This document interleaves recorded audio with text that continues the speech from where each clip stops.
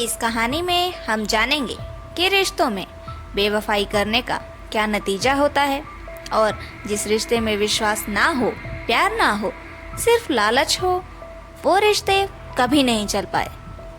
रिश्ते वहीं चलेंगे जहाँ प्यार हो, सच्चाई हो।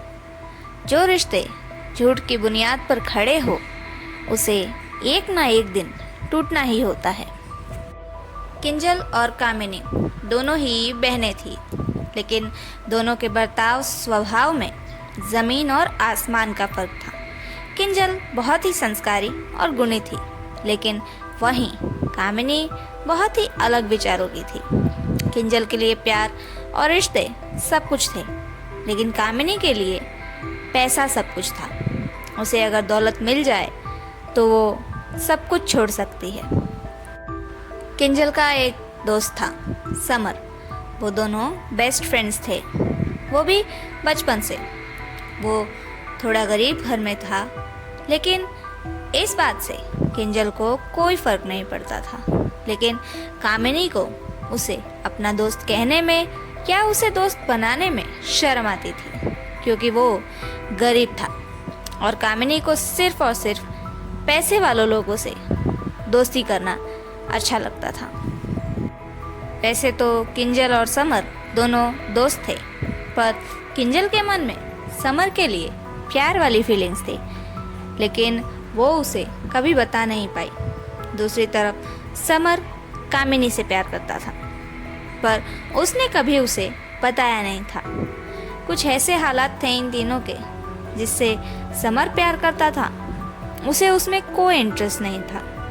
और समर से किंजल प्यार करती थी, पर समर उसे सिर्फ दोस्त मानता था। एक दिन बातों बातों में समर ने किंजल को अपने मन की बात बताई कि वो कामिनी से प्यार करता है और उससे शादी करना चाहता है। किंजल का दिल टूट गया, लेकिन फिर भी उसने अपने आप को संभाला और अपने प्यार की खुशी के लिए अपने प्यार की कुर्बानी दे दी। किंजल ने अपनी माँ से बात की और इन दोनों का रिश्ता पक्का करवाया। शादी तय तो हो गई, लेकिन कामिनी को समर से शादी नहीं करनी थी, क्योंकि वो अमीर नहीं था और उसे पैसे वाले घर में बहू बनकर जाना था, जहां उसकी जिंदगी भर बैठकर अपने सारे ऐशो आराम पूरे होते हुए दिखे, उसे मेहनत ना करनी पड़े। लेकिन कामिनी की माँ ने उसे बहुत समझाया और उसकी शादी की डेट फिक्स हो गई। लेकिन कामिनी भी कहाँ अपनी हरकतों से बाज आने वाली थी। उसने इस शादी से बचने के लिए एक लड़के से हाथ मिलाया, उसके साथ प्यार का नाटक किया, क्योंकि वो लड़का अमीर था और उसी कॉलेज में पढ़ता था। वो चाहती थी कि वो इस शादी को छोड़कर भाग जाए और उस लड़के के साथ शादी कर ले और अपनी ज़िंदगी ऐशो आराम से जिए। शादी की रस्में होने लगी। जैसे तैसे करके उसने शादी की रस्में निपटाई। उसका इरादा शादी की एक रात पहले ही उस अनजान लड़के के साथ भाग जाना था, लेकिन उस दिन वो लड़का नहीं आया।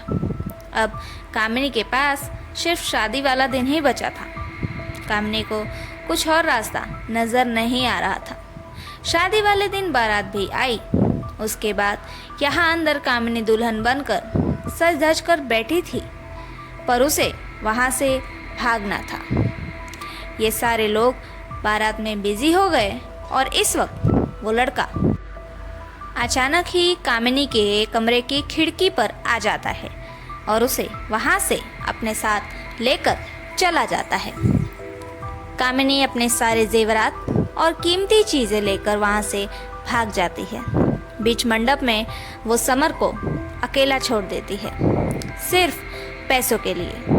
कामिनी का समर को इस तरह मंडप में छोड़कर चले जाने के बाद आगे क्या होता है, उसकी इस बेवफाई का समर पर क्या असर पड़ेगा, परिवार वालों की इज्जत का क्या होगा, ये जानने के लिए ज़रूर देखिए कहानी का पार्ट 2, जो हम आपके लिए लाएंगे जल्दी।